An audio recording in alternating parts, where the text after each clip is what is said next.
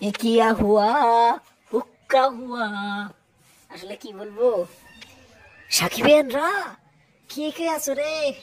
এবার তো দেব ও শাকিব খানকে আইডল বানিয়ে নিল। এ আফরান নিশোর ভক্তরা দেখ, সুপারস্টার দেব শাকিব খানের আইডল বানিয়ে শাকিব খানকে বস মানে। তার প্রমাণ এই যে ইটা, এই অতীতে যে এক সেম দেখলেন, যে আপনারা থাম্বনেলে দেখেছেন, এটা প্রমাণ যে দেব অস্বীকার করে তার গুরু, তার বস একমাত্র শাকিব খান।